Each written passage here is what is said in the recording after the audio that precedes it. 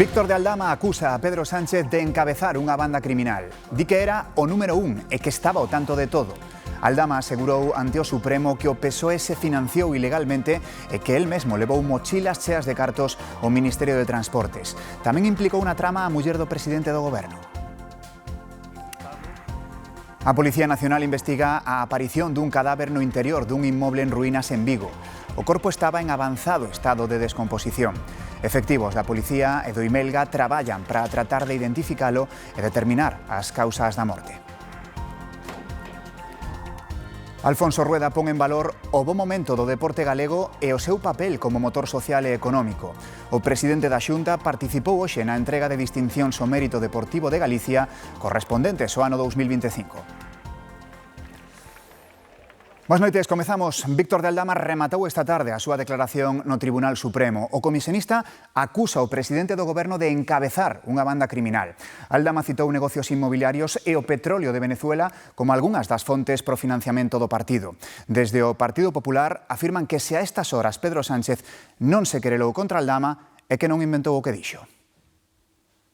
Na súa declaración, que se alongou durante máis de 7 horas, Víctor de Aldama afirmou que o presidente do goberno coñecía a trama de corrupción. Siempre le he preguntado a Koldo que si esto lo sabía el presidente y me ha dicho que el presidente todo lo que hacíamos lo tenía claro. Apuntou a unha xerarquía na banda criminal onde dixo que o presidente ocupa o posto número 1. Señor presidente del gobierno, Pedro Sánchez, está en el escalafón 1.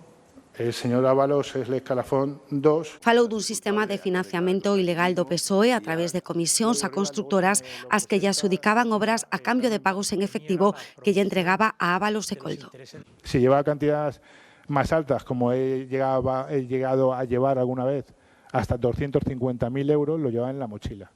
Efectivo tamén de negocios inmobiliarios. Aldama citou a Begoña Gómez nun deses negocios que se truncou porque ela quería os terreos. Me dice Koldo que la señora Begoña Gómez pues ha pedido, ha exigido que Campos Velázquez sea un negocio para ella. Venezuela foi outra das fórmulas para conseguir cartos. Víctor Aldama fixo de enlace co presidente interino Guaidó. España ofrecíalle o seu apoio a cambio de cotas de petróleo. En los cupos de petróleo, cuando el señor Guaidó es presidente interino de Venezuela, se habla para la financiación del Partido Socialista. Ao final da sesión manifestou o seu arrepentimento e dixo que seguirá colaborando. Obviamente el arrepentimiento está ahí. Este xoves escoitaremos os outros dous acusados, Ábalos e Koldo, no xuízo polo caso das máscaras. Tamén hoxe había sesión do xuízo do caso Kitchen no que se investiga unha operación parapolicial presuntamente organizada dende o Ministerio do Interior durante o goberno de Mariano Rajoy. O principal investigador da trama Gürtel afirma que a policía espiou a Bárcenas sen autorización xudicial. Comunica unha sesión de información con una serie de dígitos y cuando yo lo abro lo que obtengo es la corroboración de que había una operación policial sin contar con autorización judicial sobre Luis Bárcenas y su entorno. Es la constatación que tengo yo en mi ordenador. Sesión de control ao goberno na que se falou da folga dos médicos que levan 10 meses convocando paros. PP e PNV piden a Sánchez que tome as rendas das negociacións. O presidente tentou, ademais, rebaixar a tensión co socio vasco. O PNV aínda lle durou enfado por esta montaxe que publicou o PSOE vasco. Suspenderon unha reunión que tiñan con eles e o presidente do goberno avísanlle. Si además del fondo no cuidamos las formas y no nos respetamos los unos a los otros. Usted sabrá cómo quiere llegar hasta la convocatoria electoral, si quiere compañía o no, presidente. Por supuesto que quiero compañía y además buena compañía como la del Partido Nacionalista Vasco. Pero non lles abonda con boas palabras, piden feitos, por exemplo, que Sánchez acabe coa folga de médicos. Resuelva ya los motivos de esta huelga. E o mesmo lle pide o PP. ¿Por qué usted y la ministra desprecian tanto a los médicos? ¿Qué le han pedido? Dado que su ministra es incapaz de gestionar nada, que se reúna usted con ellos. ¿Se va a reunir o no? Este gobierno recuperó la universalidad de la sanidad pública, que es lo que ustedes quieren quebrar con sus acuerdos con Vox. No se puede legislar contra los médicos al mismo tiempo que se defiende a la sanidad pública. Lo que están haciendo los gobiernos autonómicos del Partido Popular, aupados también por Vox, es engordar las listas de espera de la sanidad pública para hacer negocio en la sanidad privada. En os corredores, a ministra de Sanidade metía leña no lume criticando os convocantes. Algunos sindicatos médicos que están perfectamente alineados con la derecha, con una mano acuerdan y con la otra rompen. Os médicos levan xa 10 meses de paros. Dende Galicia, o presidente da Xunta denuncia que os enfrontamentos entre Sánchez e os socios rematan por afectar aos cidadáns. Unha legislatura ingobernable, donde os socios de goberno e os que os apoian, que en teoría deberían colaborar todos a unha, o que fan é chantaxearse, traicionarse a última hora, desdecirse, intentar deixar en ridículo o seu teórico aliado, e o malo é que ao final que o pagamos somos os españois e, polo tanto, os galegos. Estamos xa na conta atrás a menos de 2 meses para que se celebren oposicións de educación en Galicia. Arrancan o 20 de xuño e hai case 16.000 aspirantes para 1.600 prazas. As probas vanse desenvolver en 60 centros educativos de 15 localidades e por vez primeira os interinos non teñen a obriga de presentarse. Seguimos falando do eido laboral. Representantes da Cámara de Comercio da Coruña amosaron hoxe a súa preocupación polo crecemento do absentismo. Consideran que supón un cancro para a economía porque provoca un aumento dos custes para as pequenas e medianas empresas e sobrecarga de traballo ao resto dos traballadores. Que todas las administraciones, instituciones, organizaciones que tienen algo que decir en el ámbito laboral, pues aporten sus soluciones, porque esto es un problema que de seguir con esta tendencia va a ser un verdadero cáncer para la economía. Jorge Azcón foi reelixido esta tarde como presidente de Aragón tras o acordo do goberno acadado entre PP e Vox a semana pasada. Durante o seu discurso de investidura, asegurou que traballará para mellorar a calidade de vida dun maior número de aragoneses durante a súa segunda legislatura á fronte da comunidade. Azcón anunciou tamén que dará a coñecer a composición do seu goberno nos vindeiros días. Os 10 conselleiros que o conformarán, 3 deles de Vox, tomarán posesións o vindeiro luns. O xulgado arquiva provisionalmente a denuncia de acoso sexual contra o alcalde de Tui. Foi interposta por unha funcionaria do Concello. O rexedor, o socialista Enrique Caballero, expresou a súa satisfacción pola decisión xudicial que non é firme. Nos xulgados de Tui tamén está citado a declarar o martes como investigado o concelleiro de Urbanismo por presunto acoso laboral por unha denuncia presentada pola mesma traballadora municipal. A Mariña convértese no principal centro de produción de sementes de bivalvo de Galicia. Gloria Varela. Sí, nestas instalacións do Vicedo nas que nos atopamos alimentan e crían sementes de ameixa como, por exemplo, estas de ameixa xapónica ou estoutras de ameixa babosa para repoboar os bancos marisqueiros galegos, sobre todo os máis afectados polos temporais dos últimos meses. O obxectivo da Xunta é conseguir un sector máis forte e competitivo. Estas son as sementes de ameixa que axudarán a repoboar os bancos marisqueiros. A Xunta destina case 23 millóns á recuperación dos bancos afectados polos temporais. Volver a plantar, por iso son estas sementes, conseguir que canto antes se recuperen todos esos bancos en todas as zonas de Galicia onde foron dañadas e que volvan a supoñer riqueza para a xente que as apaña, para a xente que as comercializa. Estas instalacións do Vicedo teñen capacidade para criar cada ano máis de 3 millóns de unidades de ameixas e outras especies. Que a pesca e o marisqueo siga sendo unha das nosas fontes de riqueza e de orgullo. Non se entendería a Galicia sin o seu marisco, unha das cousas que máis nos recoñece fora. O criadoiro vai compaxinar a produción de semente coa investigación mariña, co obxectivo de conseguir un sector marisqueiro máis competitivo. O maior distribuidor europeo de froita prepara o seu desembarco en Vigo. O grupo italiano Orsero construirá en Mos un almacén para a maduración de plátano. A planta terá capacidade para procesar 9.000 toneladas anuais. A multinacional italiana elixiu o lugar pola súa boa conexión con Vigo, que consolida así o seu papel como porto líder de España no tráfico marítimo de froita.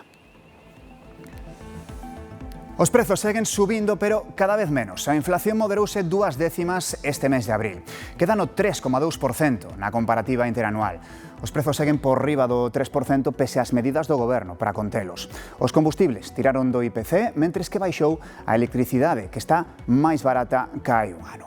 E precisamente deste contexto económico fixo balance a Unión Europea. Calcula que a guerra de Irán costoulle polo de agora a Europa 27.000 millóns de euros. Son 500 millóns de euros cada día. Von der Leyen advertiu das consecuencias dun conflito que podería, dixo, prolongarse durante meses e incluso anos. Estamos agora en Lisboa, a capital lusa acolle o Foro La Toja Vínculo Atlántico, un espazo para reivindicar o diálogo entre países para a resolución de conflitos. Brais Suárez.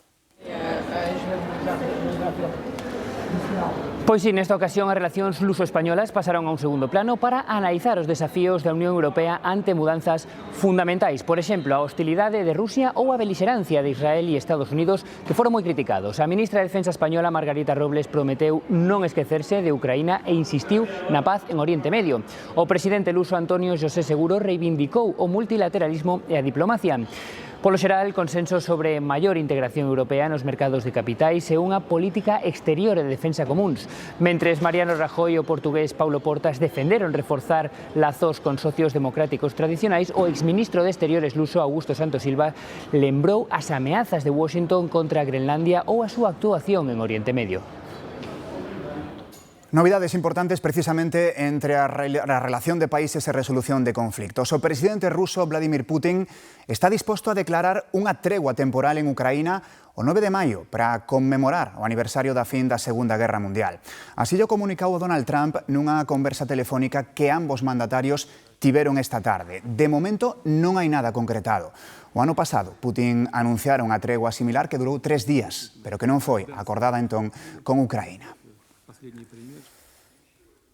Seguimos no exterior. Hoxe transcenderon novas imaxes do autor do atentado a Donald Trump. O agresor ia fortemente armado. Washington, Rosa Conde. Neste hotel, nunha habitación como esta, Col Thomas Allen plantouse ante o espello media hora antes do ataque e fixo selfies posando co seu arnés táctico cargado de coitelos e unha pistola. A escopeta recortada levaba oculta nas costas, lista para camuflala coa chaqueta despois. A Fiscalía considera estas imaxes clave porque se lle ve calmado e convencido e sumado a que rastreou os horarios da chegada do presidente, descartan calquera arrebato. Todo estaba premeditado. Por iso se enfronta cargos federais por intento de asesinato. En Londres, a policía detivo un home polo acoitelamento de 2 cidadáns xudeos nun barrio do norte da capital. As vítimas que resultaron feridas e foron trasladadas a un hospital son 2 homes de 34 e 76 anos. A policía, que detivo un home de 45 anos como autor destes feitos, investiga se o intento de asasinato ten vínculo co terrorismo.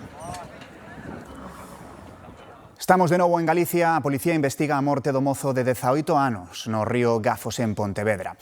Os investigadores tratan de aclarar se houbo unha pelexa previa. Patricia Vilar. Sí, segundo fontes da Delegación do Goberno, de momento todas as liñas de investigación están abertas á espera do resultado da autopsia e que este bote luz sobre as causas da morte. O mozo, o que sacaron do río, tiña golpes no corpo, por iso a policía trata de averiguar se houbo unha agresión, unha pelexa previa, se o tiraron a este regato ou se caeu de xeito accidental. Polo momento non hai detencións en relación con esta morte, pero o que si trascendeu é que a policía lle tomou declaración a un mozo menor de idade que estaba con el no momento do suceso e que recoñeceu que tiveran unha discusión. Os feitos tiveron lugar sobre as 8 da tarde. A esa hora o 112 recibía alertas pedindo axuda para un mozo que acababan de sacar da auga. Ata aquí desprazáronse os equipos de emerxencia que o atenderon e o desprazaron ata o Hospital Montecelo, pero non puideron facer nada para salvarlle a vida. Unha pelexa entre un grupo de mozos no paseo fluvial do Gafos semella a orixe desta traxedia. A policía está investigando absolutamente todo, é dicir, dende fai falta ter desde a autopsia para saber exactamente cal é a causa da morte, pero, polo tanto, vamos a deixar traballar. Unha das incógnitas é se a vítima caeu á auga a consecuencia dun golpe ou de xeito accidental. Y el chico lo encontraron enganchado allí con la cabeza boca abajo en el agua. Cuando lo quitaron, pues ya poco pudieron hacer por él. Había mucha policía, estaba la ambulancia y se estaban llevando al chico. Foi ao carón desta ponte onde se recuperou o corpo do mozo de tan só 18 anos. Trasladarono de urxencia ao hospital de Montecelo, pero faleceu pouco despois. Algúns veciños aseguran que a contorna do Gafos entre as rúas Rosalía de Castro e Ponte Nova é escenario habitual de botellón e de liortas. Fan a San Quintín, que tiren as botellas e todo o que haxan. Todo queda por aquí, e o que non queda por aquí vai ao río. E depois os gritos, peleas, a 12 da noite. Un mozo menor de idade prestou declaración nas últimas horas en comisaría. Ata o momento non hai detidos. A policía localizou en Alacante o cadáver dun home enterrado baixo unha lousa de formigón. Un achado que abre moitas incógnitas porque se trata dun empresario que fora testemunha clave no xuízo doutro crime que non se resolvera, o da viúva do expresidente da Caixa de Aforros do Mediterráneo. Un gran dispositivo policial sorprendeu este martes a veciñanza da pequena localidade alacantina de Bacarot. Empezaron a venir policía y luego ya la investigación. La científica entraba y salía todo el rato. Ya empezaron ahí a hacer ruido, taladrando y todo. A intervención policial que se prolongou boa parte da xornada incluiu a apertura dunha especie de pozo cego no interior dunha vivenda. Aí é onde apareceu un cadáver que todo parece indicar que é o de Jesús Tavira, un empresario desaparecido desde o 18 de marzo. O home que alugara esta casa hai uns meses traballaba para él. Luego, según fueron sacando cosas, según se fue alargando el tiempo, el señor sí que se empezó a poner mucho más nervioso, se empezó a sentar, se empezó a tirar por el suelo. Porque a mí cuando me dijeron, pero si es que hay un muerto, digo, ¿pero dónde? ¿Quién iba a decir eso? A policía detivo o matrimonio que vivía na casa e a unha terceira persoa como responsables da morte de Tavira. E isto va a pasar a la historia. Pasará, entre outras cousas, porque o falecido fora unha testemunha clave noutro crime que tivo unha gran repercusión mediática e que aínda segue por resolver. O de María del Carmen Martínez, viúva do expresidente da Caixa de Aforros do Mediterráneo, asasinada en decembro de 2016. Esta tarde apareceu un cadáver en avanzado estado de descomposición nun inmoble de Vigo. Trátase dunha vivenda ruinosa onde ás veces pasan a noite indixentes ou ocupas. O parecer o corpo levaba días no lugar, aínda que é algo que deberá determinar a autopsia. E un home foi detido en Lugo como suposto autor da violación dunha moza de 18 anos. O investigado de 27 xa quedou en liberdade tralo paso a disposición xudicial, pero cunha orde de afastamento sobre a vítima. Aínda que el mantivo que as relacións foron consentidas, a moza acudira ao hospital onde lle detectaron contusións en distintas partes do corpo, o que levou a activar o protocolo de atención a vítimas de agresión sexual. En Quiroga estamos pendentes dos veciños de varias aldeas que quedaran illados despois do desprendemento nunha estrada. Ali está Andrea Otero. Si, é o que vedes as miñas costas é a solución temporal do Concello de Quiroga, un camiño no que os operarios estiveron botando grava e polo que poden circular os vehículos de forma temporal ata que esta estrada sexa arranxada. Unha estrada de montaña que sobe dende a Nacional 120 de cara ás aldeas de Paradapiñol, Rugando, Vilarmel e tamén Cereixido neste Concello lucense de Quiroga que dende onte estiveron completamente incomunicadas. Polo tanto, como comentamos, circulación restablecida, pero segue sendo moi perigoso circular por este traxecto debido a que hai máis desprendementos, iso sí, de menor magnitude. Un violento choque entre dous turismos na A8 en Ribadeo deixou 3 persoas feridas, unha delas de gravidade. O sinistro obrigou mesmo a cortar a autovía do Cantábrico e investigan se foi causado por un kamikaze. A colisión causou graves estragos nos dous coches. Apuntan a un violento choque frontal que fixo que os motores saíran despedidos impactando nun terceiro vehículo que sufriu danos menores. Un cuarto coche picou dúas rodas cos restos esparexidos pola calzada. No impacto inicial resultaban feridas 3 persoas. 2 vítimas, un home de 31 anos e unha muller de 21, foron escarceradas polos bombeiros do Parque Comarcal de Barreiros. 4 vehículos implicados, 2 deles hubo que escarcelalos porque sí que estaban moi dañados, estaban atrapados os conductores, unha delas estaba inconsciente cando se sacou do vehículo, foi o primeiro en que se produjo a escarcelación porque corría máis prisa a non responder aos estímulos que se lle aplicaron, e despois a outra persona estaba atrapada, os dous vehículos estaban volcados. O ferido máis grave é un home que conducía un coche de alugueiro. O equipo de atestados da Garda Civil investiga se provocou accidente circulando en sentido contrario. O suceso obrigou a cortar durante 5 horas 10 kilómetros da autovía do Cantábrico en dirección Ubieu, desviando o tráfico pola Estrada Nacional 634. Máis asuntos deste mércores. Unha das maiores fortunas dos Estados Unidos ten estes días o seu iate amarrado en Vigo. Este, o Mogambo, propiedade dun dos fundadores de WhatsApp. A embarcación, que está valorada en 65 millóns de euros, atracou este luns na dársena de Bouzas, o mesmo lugar onde xa recalara o pasado mes de setembro. Hai moitas aplicacións onde os rapaces menores de idade comezan a facer compravendas. Baixo certas condicións é legal, pero hai que ter en conta varias regras. A primeira é fundamental: mentre sexan menores, os responsables son os pais.